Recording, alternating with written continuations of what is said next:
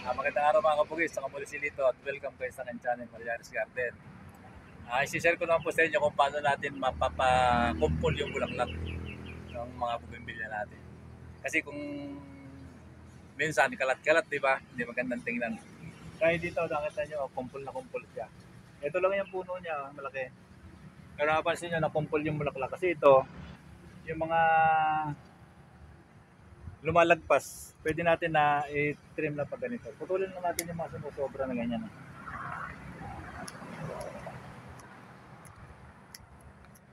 Para mas mapuno.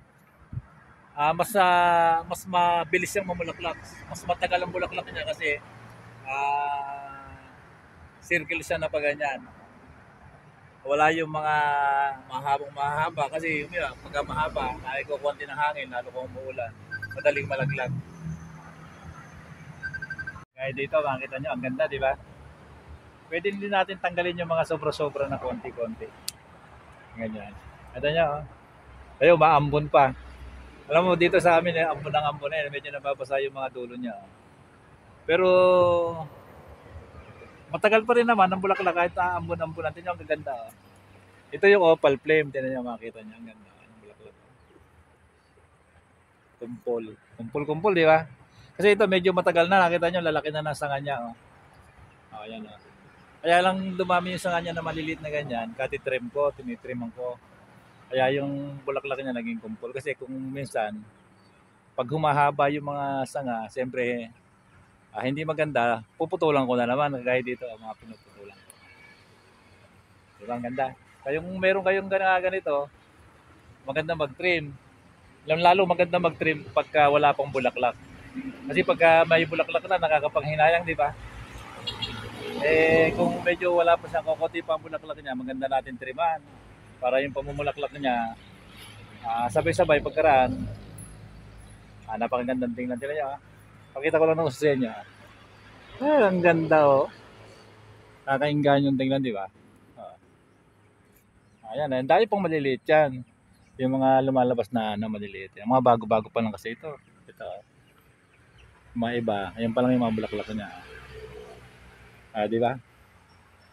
Gaya din kanina, kumpul din ng bulaklak, di ba? Dapat i-maintain lang natin. Kasi yung mga iba, sasabihin, oh, yung bougainvillea ko, wala na.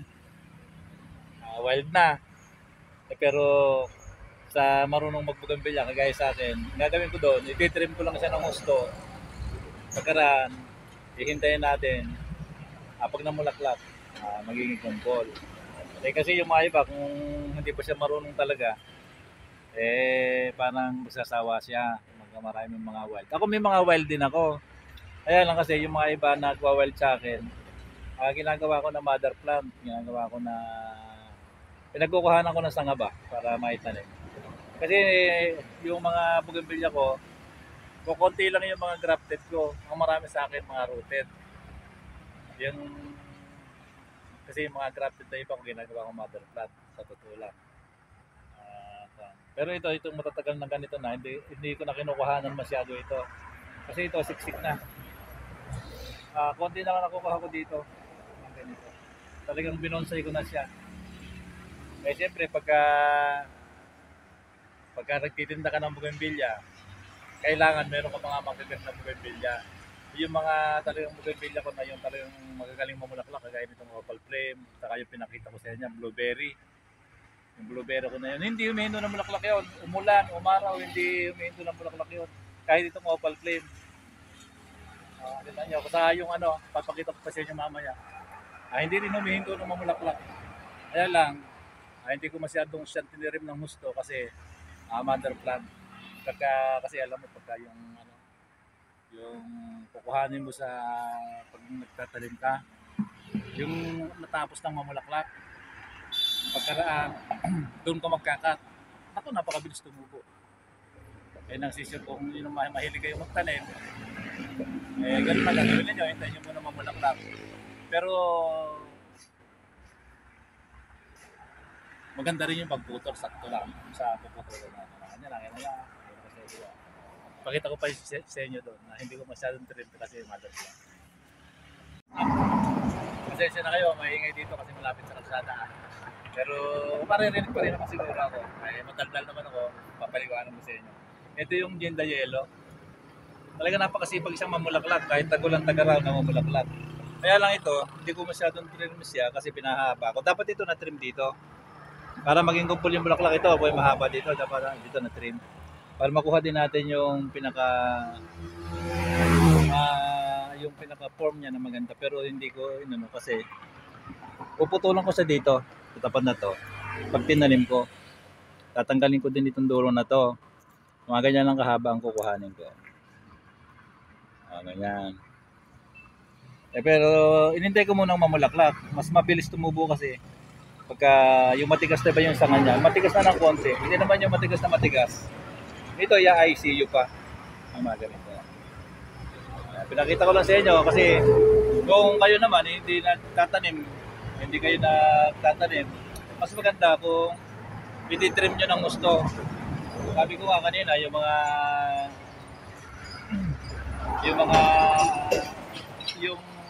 na-form ko na ng gusto, hindi ako masyado nagkakatlo. Kasi yun, siyempre, para yung mga namimili, nakikita nila yung ano ba ang bulaklak dito? Sabi niya. Ay, ganun po. Napakita ko yung mga bulaklak, ganun. Siyempre, mas mabilis na mabili kasi pagka nakita nila yung outcome niya, yung bulaklak niya, kung talagang masyadong mamulaklak, siyempre gusto nila. Maganda.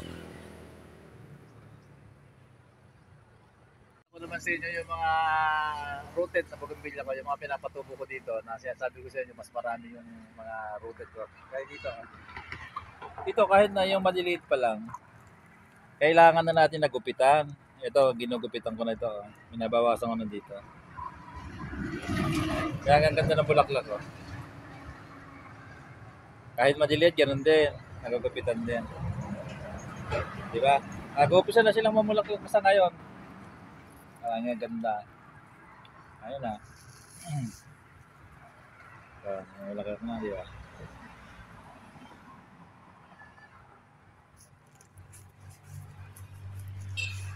Nag-uumpisa pa lang. Marami pa rin yung man na pasal tayo dito.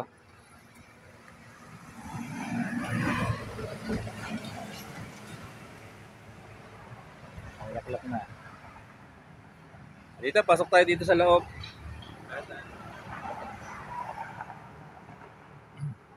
Ito, mga pinag-ugupitan ko na ito. Pakita ko lang sa inyo, pasal ko kayo dito sa mga rooted ko.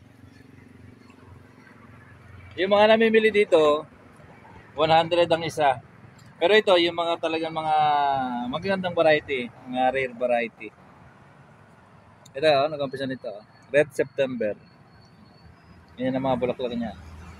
Ito, yung dalong na yellow ito eh. Yung palang isang pinakita ko kanina doon na yung may bulaklak na isa na. Munduring.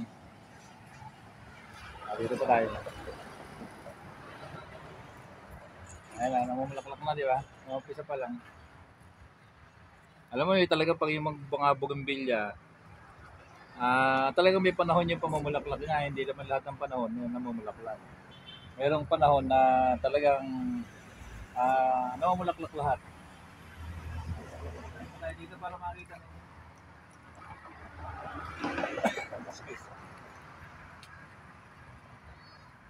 Mag-umpisa na. Ito yung mga Sophia Indiana ito eh. Ay, munduring pala ito. Kamali ako, di ba? Munduring, kagaya nung kanina. Ganito ang dahon niya. Ganda ng bulaklak.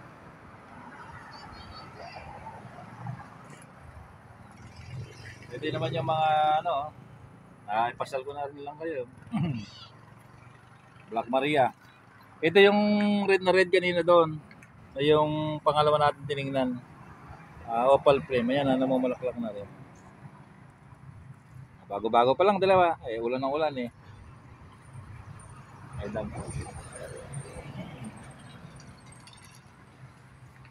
Diba? Yung mga mahihilig sa variegated, marami tayong mga variegated dito. Marami. Variegated ng dahon. Gaya dito.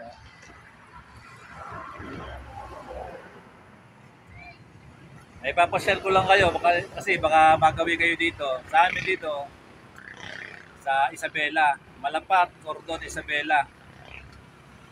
Pag nagabi kayo dito, yung mga hindi tiga rito, pwede kayo naman dito. Ang isa lang dito, sabihin ko ng presyo sa inyo, 100 ang isa.